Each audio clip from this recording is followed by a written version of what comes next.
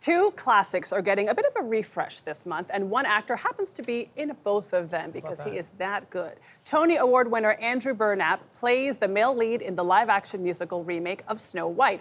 He also plays Cassio in the Broadway revival of the Shakespearean tragedy Othello, starring Denzel Washington.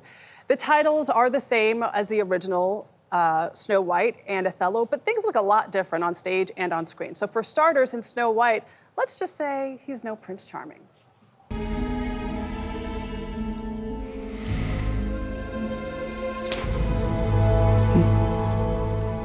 Show me where you found him. In the forest, 2 furlongs south of the crossroads. I'm sure you think you got this licked, Your Majesty, but trust me, you'd know what you're up against. See, unlike you, I know her. I think you mean new. Ooh, exactly. Key the spooky music. Andrew joins us now. He was on Broadway until 11 p.m. or later last night, because I was there too. I cannot believe that you came after, I mean, it's like 3 hours, 2 hours. Yes. Nonstop. We're going to talk about Othello in a second, but let's talk about Snow White, where you're amazing. Thank you.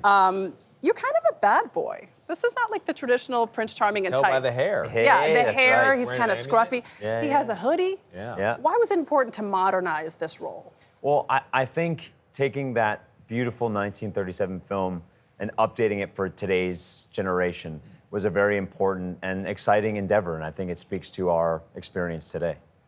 You sing, in addition to act. What was it like singing these new musical numbers? It was a dream come true. I grew up being raised on the Alan Menken beauty of Disney, and I think I did far too many impressions of Aladdin and Robin Williams and Beauty and the Beast. So it was like being a kid in a candy store. It was incredible. What's your favorite Aladdin song to sing? Probably Riff Raff Street Rat. That's great. I don't buy that. Oh, come on. Will you so sing? Good. I'm not going to do it. It's too early. It is a great. He has to protect his vocal cords. Exactly.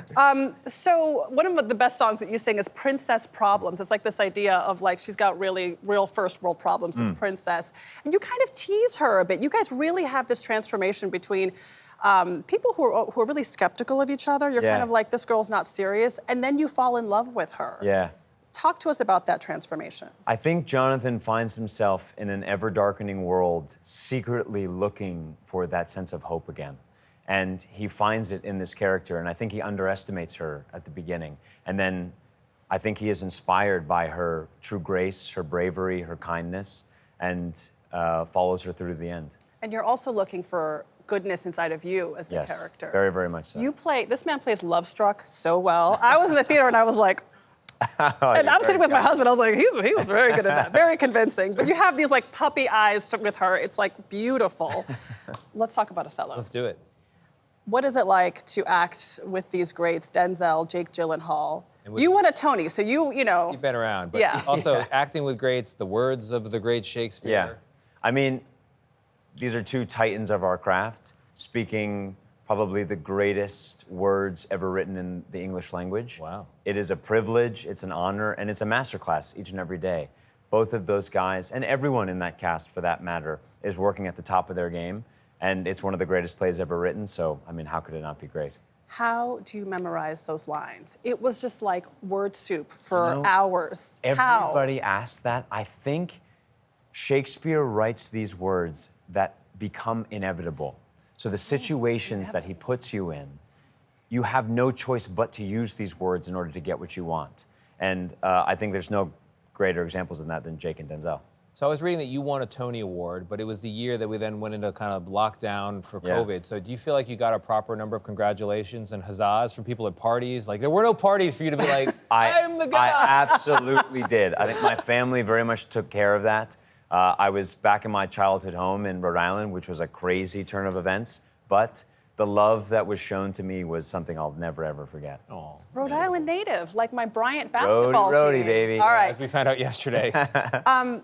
So you're in one of the top movies of the year. You're in the hottest ticket in town on Broadway. Talk to us just about being kind of like at the peak of these two mountains, and also how you have to act smaller for screen and bigger for stage. Or maybe you don't. Yeah, I think you spoke about how we ended the show last night at 11 and we're here early in the morning. I try to think back to like 14-year-old Andrew who just wanted so desperately to make this his life. And when I'm tired or cranky, or I just think back to him dreaming of this moment, and I'm overwhelmed with gratitude and joy, and I just love it so much. And to your point of acting on stage versus film, I think I'm always just trying to learn how to get better. And so learning from people like Denzel and Jake and Gal and Rachel, it's just, I get to be back in the classroom each and every day. Really cool. All right, get out of here, get some sleep for tonight's thanks. show. Thanks so much. Appreciate you being here. Thank you. Andrew Burnap. Snow White opens nationwide in theaters today.